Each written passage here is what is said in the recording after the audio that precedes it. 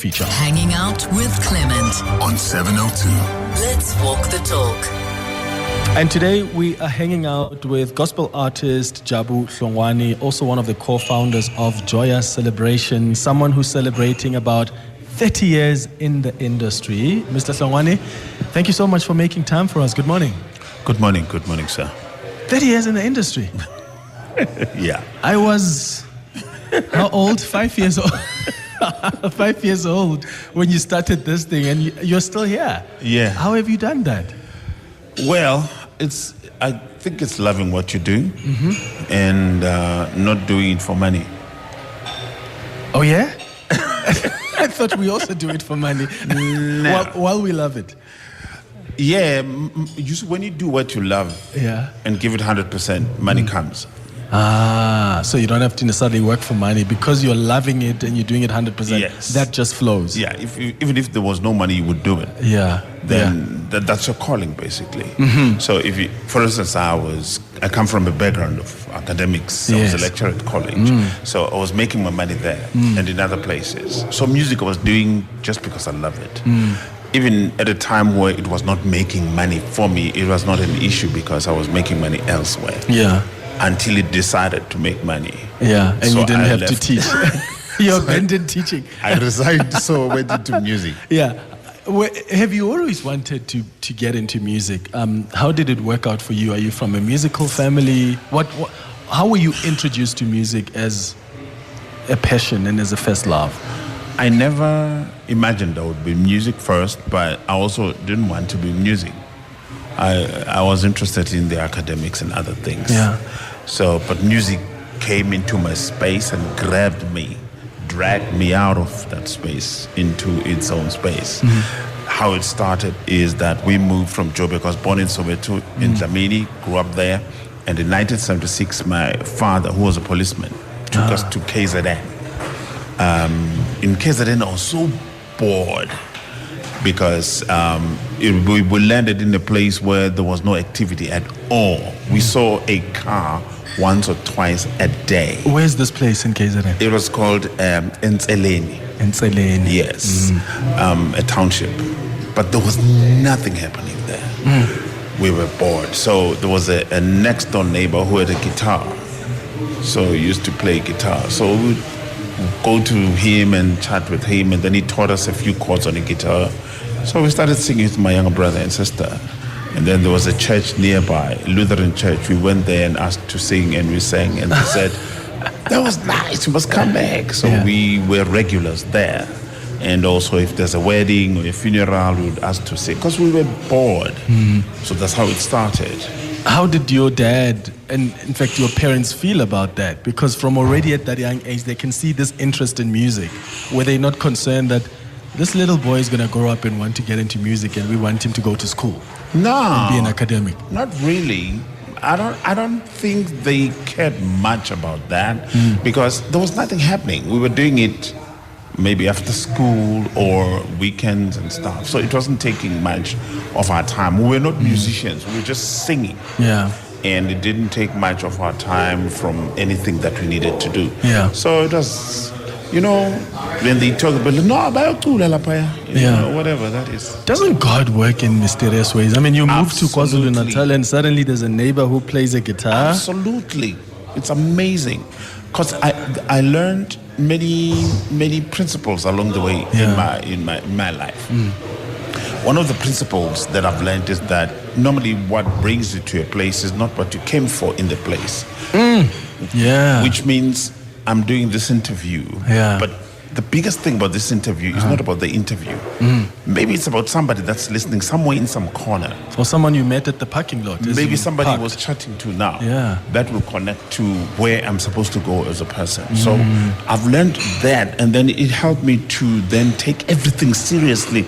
Even things that don't look like they matter, to give them 100%. For instance, if I meet somebody at the mall and they want to talk about whatever, I give them 100% because I don't know what God is doing in that space. So that's what I learned growing up in these experiences you're mentioning. How was it, though, going into teaching? Is it something you enjoyed? Yeah. Teaching, I didn't know that I would enjoy. I went to universities to study law.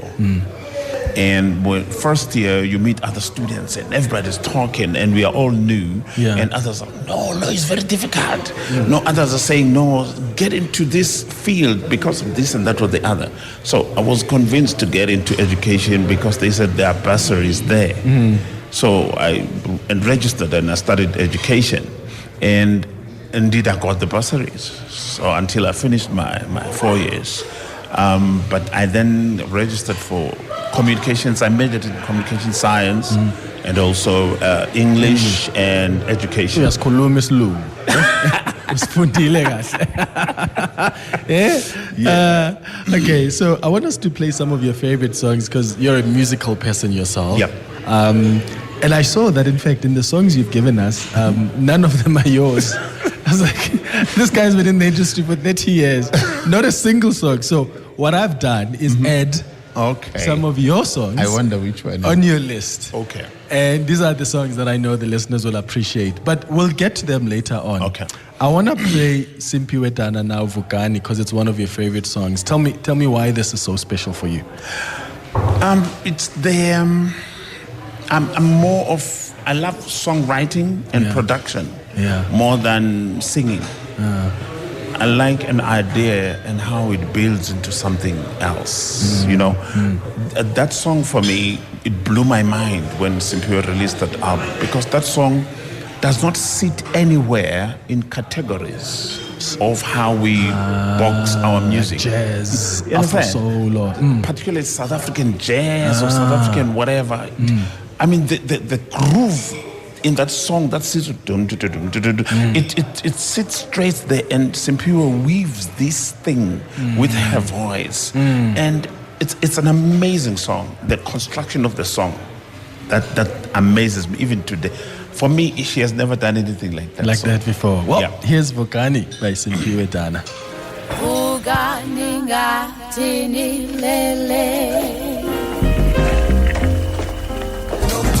Okay, it is good. and I pick up There's a monotonous bass. Yeah, and it's just consistent from the beginning to the end. And what excites me is when she breaks into a jazzy thing. Yes. Reminds me of Sting. Yeah. Yeah. Englishman in New York, and then it goes back to that monotonous bass. It's amazing. So how are you more? You said you actually enjoy the writing and the producing aspects more than the singing. Yeah. But where do you think your gift lies? I think it's in the writing and production. Yeah. More than the singing. Yeah. I'm not a great singer. So you say, but other people think. Oh no, I'm not. Yeah. I know. I'm not. They're great singers. Yeah. Amazing singers whose craft is based on the voice. My craft is not based on the voice. It's based on the song.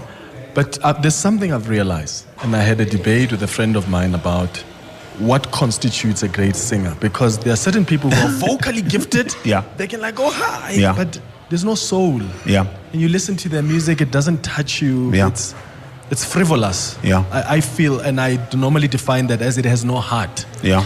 And then you've got someone who may not be the most vocally gifted, but when they hold that mic, the heavens fall. The proverbial ish hits the fan. Yeah.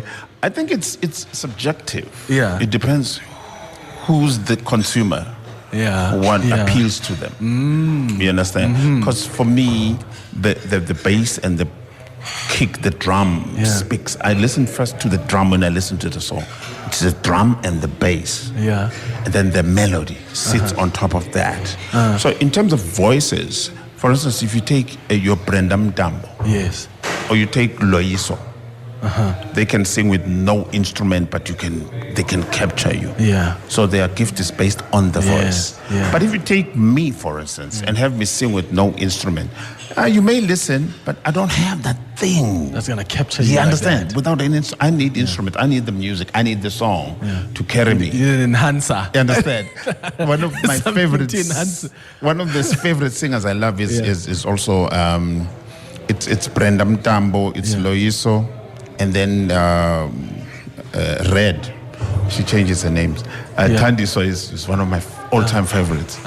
Their voices are rich and they are stable and they talk to you without instrument. Yeah. So they can add a guitar only, it can work. They can add keyboards, also can work. They can remove everything, it can work. Yeah.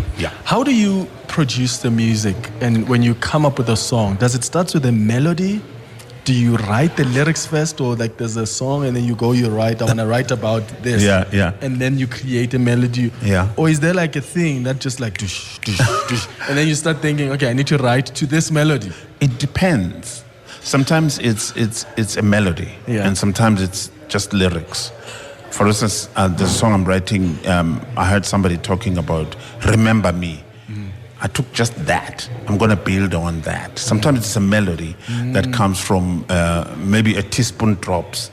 It creates ding dang gang. And then you think then I can make a song take from that? Yeah, it becomes a song. I love it. Or sometimes it's a whole song that comes. For instance, there's a song I've released that says "Sihlezi Kahle," my latest album. That song came the whole song. Melody, rhythm, lyrics just came like that. Yes, it is. Some come like that, but others come in bits and pieces. My phone is full of these bits and pieces. Yeah. So when I create music, then I go to the phone and retrieve and work on that. Yeah. If you say I should write you a song, I can't. I can only go to the archive and see what is there. But if you write me a song about peace, I don't know where to start. I've never written songs like that. I've always wondered why artists, songwriters, producers have songs in archive. Like, because you'll have someone release an album and say, these are songs I wrote when I was in varsity. Yeah. Or when I was going through something 6 years ago. Yeah. Like, why are they being released now? Because sometimes you release an album, but you don't release all the songs you have in your catalog. Absolutely. Or archive. Yeah. As an artist, your job is to archive where you're at. For instance, if I'm going through pain, then I get an inspiration to write a song. But I'm not writing it in order to release it. I'm expressing myself as per where I am now. So when I go back to the archives, I go look what I had. And songs, for instance, I wrote a song that says, "Oh, hallelujah," only that. And then later, some years later, I wrote a piece that says, "Masimbonge simtumise." That, leave it there and go on with my life. So when I went to the archives, I took "Oh Hallelujah" and Masimbonge created a song. So they sit there, I go refer to them. Sometimes I go to the archives, but I'm not inspired to take anything. So I write something new. Or I go ask for songs from other songwriters. Yeah. What do you think are some of your important highlights over the last 30 years in this industry? I mean, I would imagine Joyous Celebration. I mean, that's an important thing as the co-founder. Would you say that's probably the biggest highlight of your career in the last 30 years? It's an aspect of my life that lasted longer than others, but not necessarily Joyous, but what was happening in Joyous. The lives of individuals that came with just a dream or a gift. Seeing those little young people that come and then walk with them until they find their ground and become fully fledged artists. You see that happens underneath what people see. Because others come, they can't speak English. Others, they come thinking they know stuff. Others come knowing stuff, not knowing that they know stuff. So walking with them to reveal who they are, that's the biggest thing. Like a discovery of sorts. Yes. I do remember, I mean, I never used to miss a Joyous Celebration concert. As you age. That's 1,000 things to do now. So sometimes I miss some of them. You're still young, man. And I remember every time there would be someone who gets on stage and kills a song, I used to think, that person is going to be a star. That's because Joyous Celebration has created that expectation.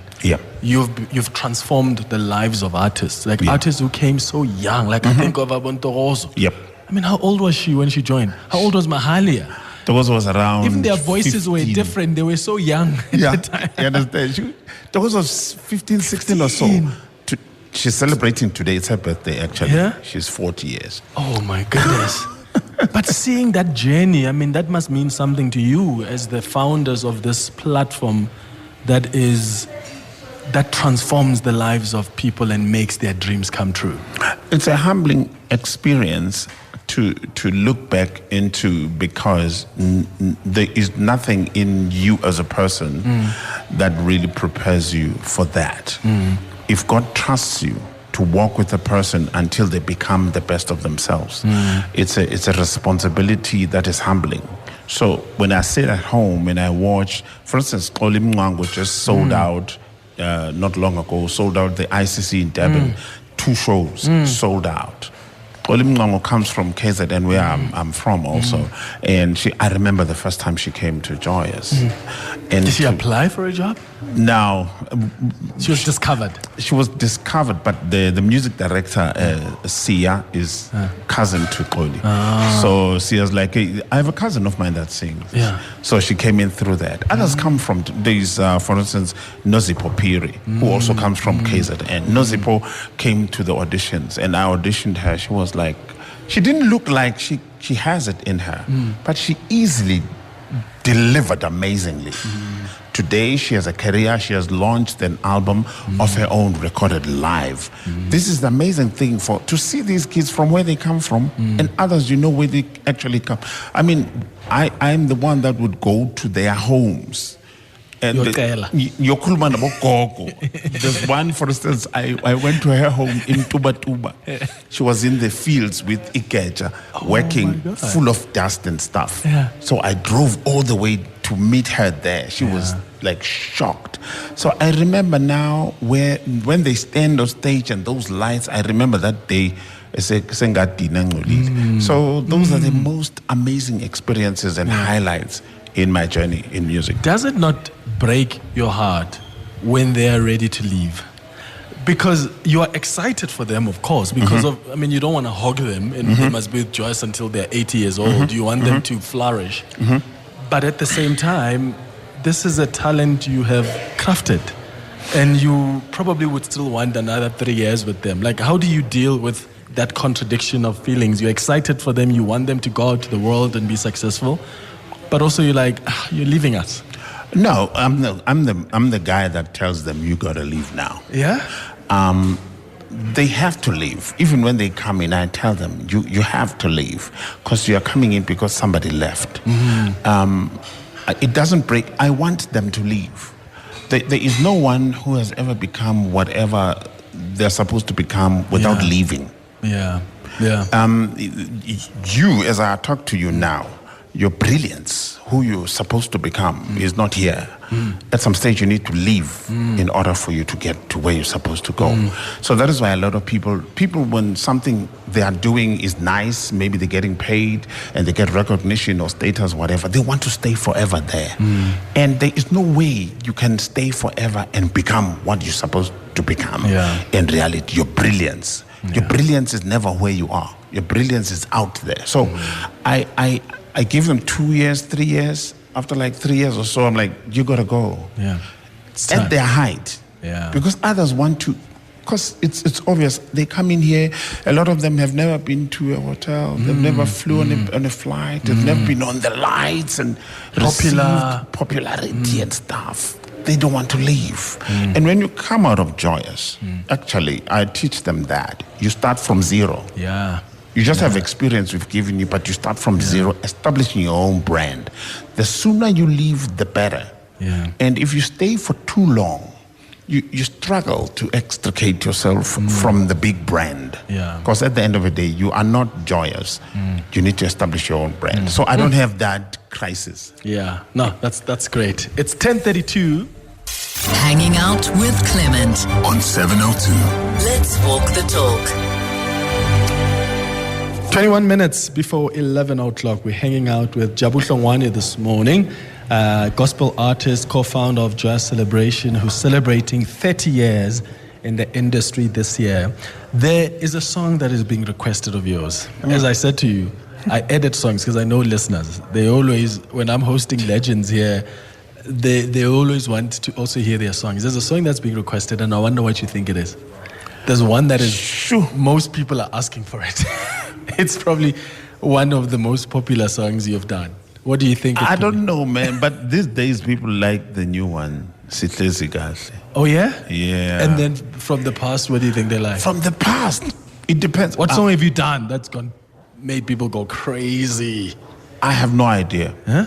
You don't think there's a race? Was a popular song? It was actually, but that was on the other side, way back. Yeah, but that's still a song people love to today. You see, when people like more than one song, Yeah. you get confused which one is the song. So, And whenever I host artists on this show, I always ask them about whether because I once had an artist who said sometimes they get hurt that their fans love their old music. And they keep on releasing new music. And whenever they perform, the fans are not saying, sing us the new music. yeah, They say, sing us the that's how they are. Because, there's a reason for that. Yeah. Because those songs remind them of where they were when that song hit. Yeah. So people always want to go back to the comfort space they know. Yeah. So when you sing that song, Yeah. they then go back there and enjoy it. So that's the reason. Well, some want to enjoy There Is a Race this morning, so Okay. let's take them down memory lane.